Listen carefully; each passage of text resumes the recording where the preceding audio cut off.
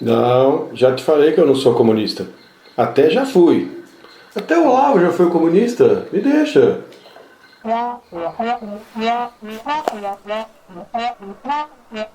Não, também já falei que eu não sou anti-americano.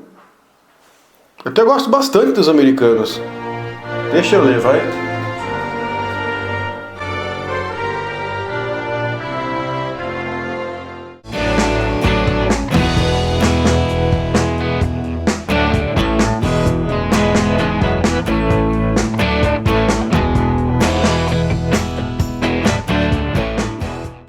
Então, quer dizer, toda a história da CIA é de ficção do começo ao fim. E isto é vendido assim por professores universitários, por professores de história, pessoas que aparentemente se dizem respeitáveis. Eles usam provas no sentido oposto, né? Então está aqui a prova de que eles interferiam. Está lá o telefone, não a do Lincoln Gordon para o Johnson.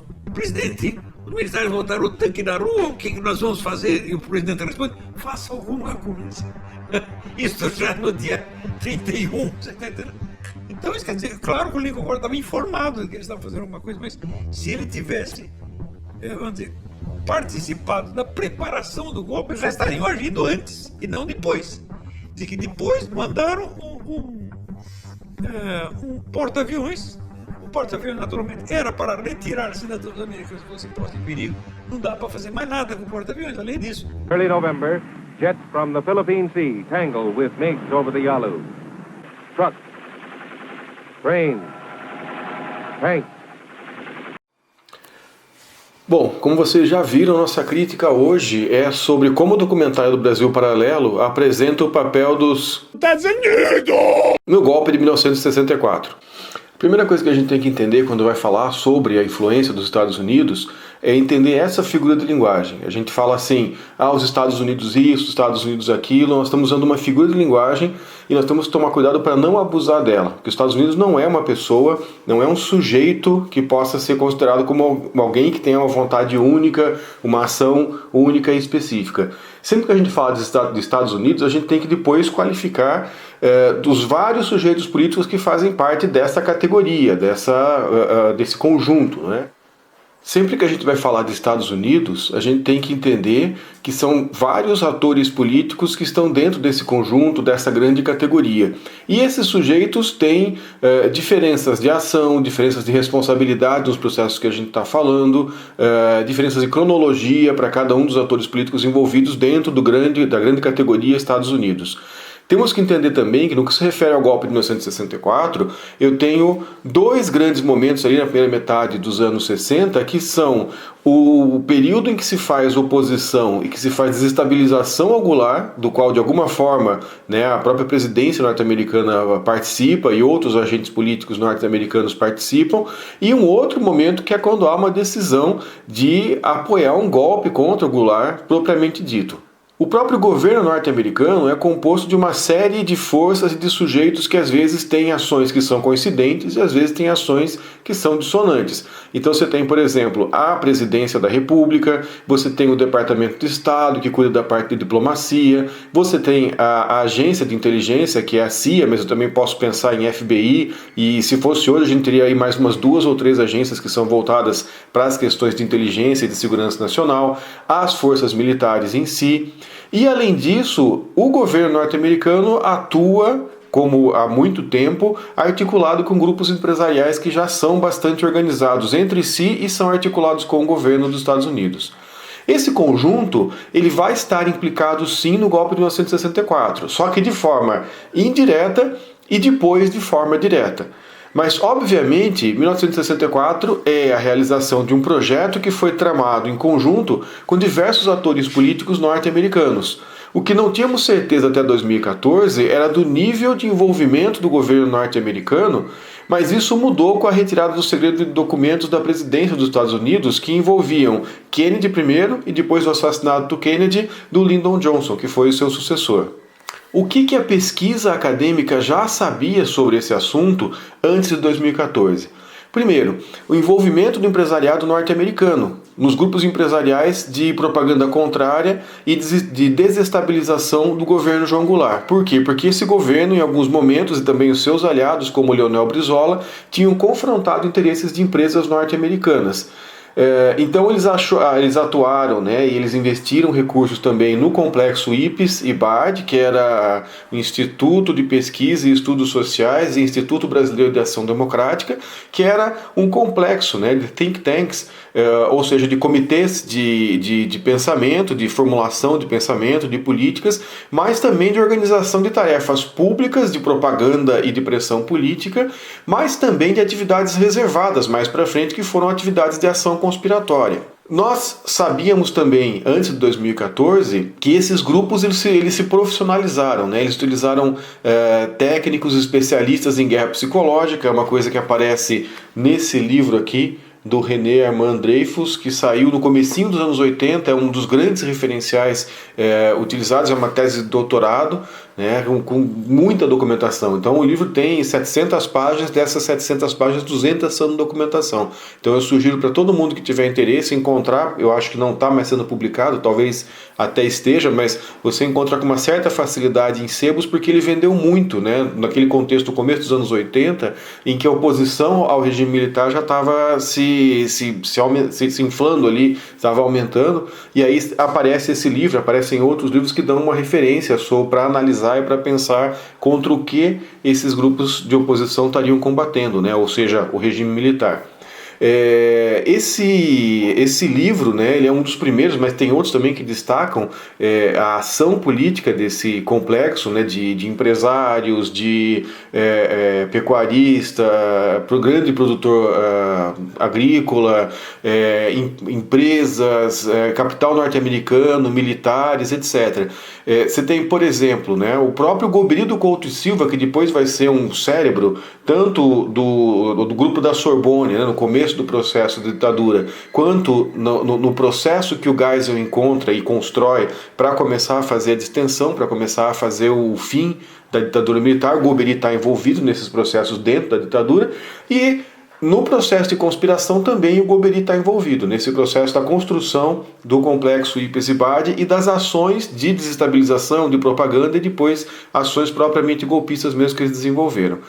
Você tem, por exemplo, algumas grandes agências norte-americanas de empresários, né, de associações de empresas norte-americanas que vão interferir nesse processo e vão financiar, isso a gente já sabia, vão financiar o complexo IPES-IBAD e vão fazer outros financiamentos ali na construção da oposição, da desestabilização e depois da conspiração para o golpe contra o João Goulart. Uma das mais importantes é a ADILA, que seria Atlantic Community Development Group for Latin America, ou seja, Comunidade Atlântica, Grupo da Comunidade Atlântica para o Desenvolvimento para a América Latina. Era um grupo de empresários, na verdade, uma associação de empresas que servia para pressionar governos e para criar oportunidades de negócio para os seus membros e também defender, logicamente, os interesses deles contra interesses que tivessem uma característica mais nacionalista, de manutenção dos lucros no Brasil ou em qualquer outro país da América Latina, né?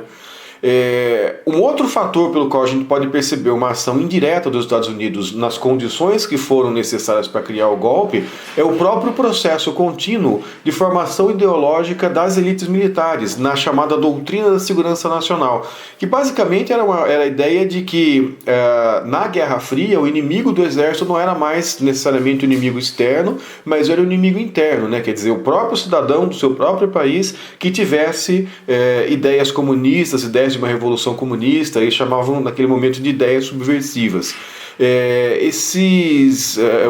Vamos dizer assim, as elites, né, do grupo militar, das forças militares norte-americanas, ele vai fazer diversos convênios com as forças armadas brasileiras para cursos, treinamentos, e aí vai se formar essa ideologia que vai ser fundamental para que os militares optem por fazer uma guerra contra o seu próprio povo, né, dentro desse contexto de considerar que estavam lutando contra o comunismo e, de certa forma, até em uma grande extensão efetivamente estavam, porque esses grupos dentro do Brasil efetivamente queriam transformar, né, que tinham um sonho de transformar o Brasil numa nação socialista como Cuba e assim por diante.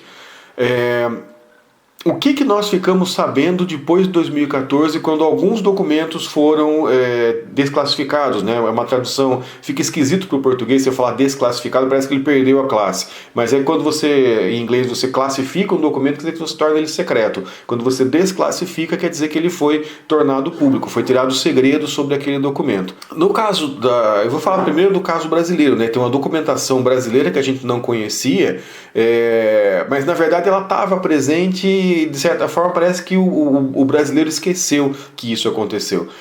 O que acontece? Né? Em 1962, a formação daquele Congresso Nacional que vai votar que o Jango tinha abandonado o poder e, portanto, né, ele ia ser derrubado, enfim, o golpe parlamentar que foi feito contra o Jango foi feito por um Congresso eleito em 62. Só que esse Congresso, eleito em 62, você tinha ali o pessoal que era favorável ao João Goulart e o pessoal que era contrário. O pessoal que era favorável ao João Goulart reclamava que no processo da eleição de 62 eles tinham tido que lutar com um poder econômico muito superior ao que vinha acontecendo, assim, que não tinha precedentes. Né?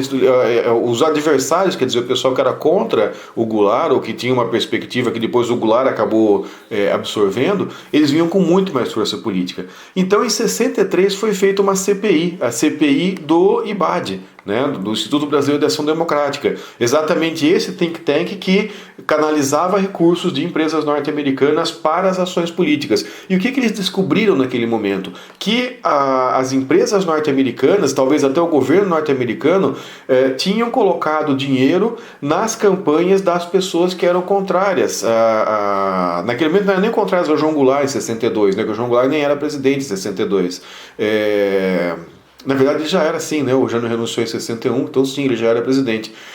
Então houve esse financiamento de pessoas que efetivamente eram favoráveis a uma proposta, a um projeto do Brasil que era contrário ao projeto do Brasil que o João Goulart levava, né? E esse tipo de financiamento é completamente ilegal. Você não pode interferir, né? Um país não pode interferir nas eleições do outro país porque ele está interferindo na construção das decisões. E as decisões políticas que uma população toma no momento que elege o Congresso, elege um presidente, etc., não podem ter influência de outro país, porque elas têm que representar a vontade nacional e não a vontade de outro país. Isso é, vamos dizer assim, uma lógica do direito internacional. Mas também era proibido pela lei escrita no Brasil, como é proibido até hoje, né? Eu não posso ter esse tipo de interferência estrangeira na eleição.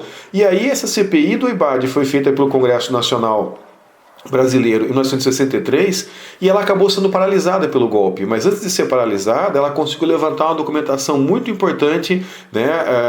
E aí a Comissão da Verdade de Pernambuco, ela em 2016 recupera essa documentação e digo Pernambuco porque o Miguel Arraes, né, que foi governador lá, era uma das pessoas que tinha participado, ou que tinha solicitado, ou que tinha demandado essa CPI. Então essa Comissão da Verdade de Pernambuco ela recupera essa documentação e ela descobre, olha, efetivamente houve influência do capital estrangeiro na eleição de deputados para serem contra o João Goulart. Né? Esses documentos estão compilados desde 2016, foram todos digitalizados e estão todos disponíveis no site da Comissão da Verdade. Então aqui na descrição você vai encontrar o link para acessar esse material.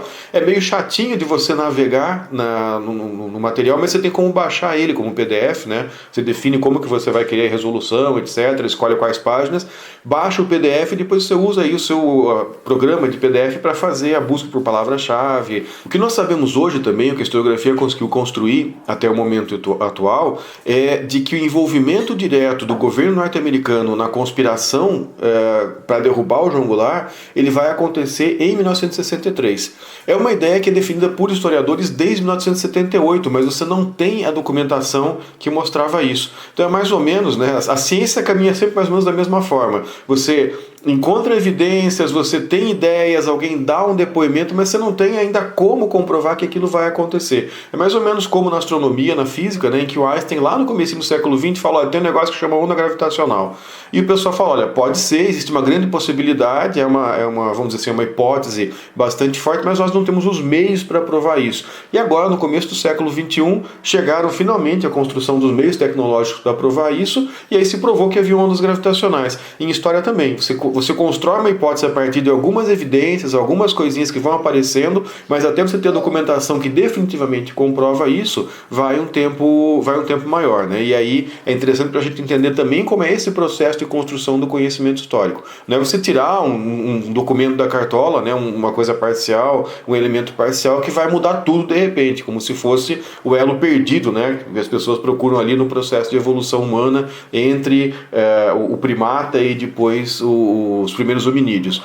Não existe em história, o processo é complexo. E eu acho que também, né, na paleontologia, nesse processo da evolução, da morfologia, da evolucionista, as coisas também não são simplistas assim de você achar um osso e esse osso resolve tudo. A coisa é mais complicada do que isso, você tem que ir acumulando ideias, tem que ir acumulando evidências.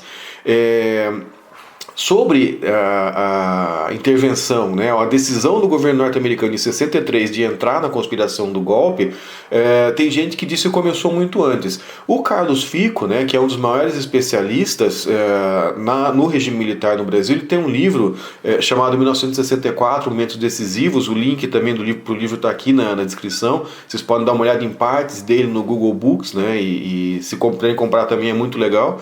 Ele faz o debate de que essa decisão, né, de dar apoio a um golpe ou de não se opor a um golpe contra o João Goulart tinha sido tomado antes, mas por enquanto não há evidência na documentação anterior a 1963. Então o que esse historiador aponta é que, olha, nós sabemos que em 63 houve a decisão para apoiar o golpe, a decisão do governo norte-americano de apoiar o golpe. Pode ser que ela tenha acontecido antes, não temos evidência documental que ela tenha acontecido antes, percebe? É assim que se constrói o processo de aprofundamento e de avanço do conhecimento histórico. No momento que essa decisão do governo norte-americano é tomada, o embaixador, o Lincoln Gordon, ele passa a atuar como articulador de um grupo dentro do exército, ou seja, buscar um grupo dentro do exército, ou onde fosse possível, que pudesse substituir Jango. Eles também não estavam, os norte-americanos não estavam assim, vamos apoiar qualquer coisa que vocês fizerem, etc. Eles também estavam interessados em que houvesse um golpe, que houvesse uma mudança de política para favorecer, inclusive, os interesses das empresas norte-americanas, mas não era qualquer coisa. Então, o processo de construção era um processo que ia ser demorado, né? Agora, outra coisa muito importante que a gente ficou sabendo a partir de 2014 foi a confirmação de que houve uma operação militar da Marinha norte-americana que veio para a costa brasileira, né, trazendo, né, ficando de prontidão aí com combustível, com munição e também com porta-aviões, com aviões de transporte de suprimentos, de tropas, aviões de combate, né? Toda uma grande força, uma frota norte-americana no litoral brasileiro à disposição do golpe. Então, né, quando o Lincoln Gordon liga para o Lyndon Johnson, né, que era o presidente norte-americano no momento, ele avisa, olha, começou o processo. Não é como, né, o Conde Olaf fala ali naquele trechinho que a gente puxou do documentário do Brasil Paralelo, olha, nós estamos com o tanque na rua, vamos fazer alguma coisa. Não, né, há uma preparação anterior e ele fala, como é que a gente faz, o que a gente tem que fazer? E, ele diz, e o presidente responde, olha, a gente vai colocar todo o recurso que a gente puder disponível. Esse material está na internet, as gravações, né, dessas conversas elas estão presentes ali, a transcrição, essa documentação toda está na internet, o link está aqui na descrição, né, e é importante dar uma olhada. É toda a documentação do National Security Archive da George Washington University. Tem eu já coloquei na rede social, né, no Facebook do História Recente, o link para esse vídeo, mas eu vou colocar aqui também na descrição embaixo o link para um vídeo do canal História Hoje no Mundo Militar, é o nome do canal, falando sobre a tal da Operação Brother Sun.